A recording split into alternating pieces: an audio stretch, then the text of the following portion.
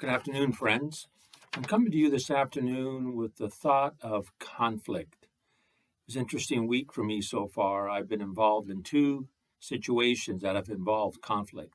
One was directly myself with another individual, and on the other occasion, I was a mediator working with two groups to help them work through their conflict. Conflict in itself, let's be clear here, is not a bad thing. A simple definition is a disagreement or a misunderstanding between two people. And yet, so often we struggle with conflict. And the issue for me is not the conflict itself, but it's the inability to work through it. Unresolved conflict, more specifically, is what causes us as believers to falter and to struggle. Listen to, there's 5 proverbs that talk about conflict here. Let me share them with you. Number 1 is Proverbs 10:12. Hatred stirs up conflict, but love covers over all wrong.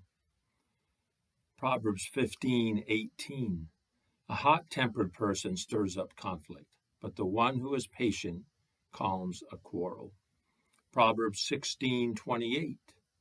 A perverse person stirs up conflict, and a gossip separates close friends. Proverbs 28:25. The greedy stir up conflict, but those who trust in the Lord will prosper. And lastly, Proverbs 29:22. An angry person stirs up conflict, and a hot-tempered person commits many sins. And yet, conflict can be a way of moving forward, helping us overcome problems, can be a way of helping us learn to listen to each other. Conflicts can be a way of finding solutions. Conflict can be ways of communicating better with one another. Conflicts can be a good thing, but yet, as I just read, they can also cause a lot of problems. I want us to look at another passage, this time in the New Testament. It's Matthew chapter 7. And I think this is the key to helping us move in a healthy way when we have conflicts. And I know it wasn't just me this week.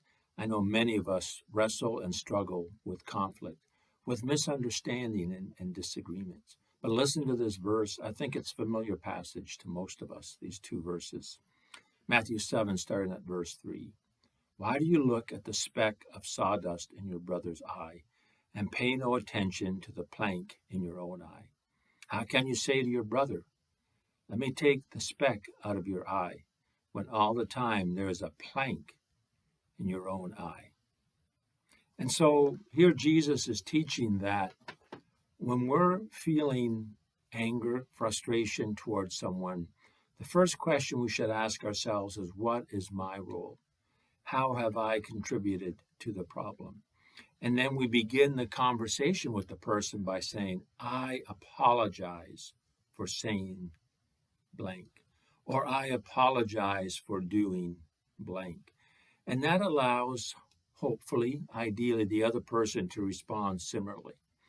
So as you move forward through your day and days, and you think about the situations that you have been involved in, perhaps it's been a while and you need to go back to someone and say, I want to apologize.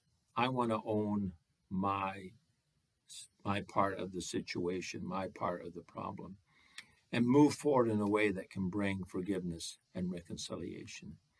So remember, friends, when we're in conflict, either past or if something comes up here in the coming days, ask yourself, before I confront or attack the person with the little speck in their eye that you can't even see, I need to ask myself, what is this log that's in my eye that I need to take care of, that I need to own before we move forward? So may God help us as followers of Jesus to be peacemakers and to love one another as we work through our conflicts. God bless you. Bye-bye.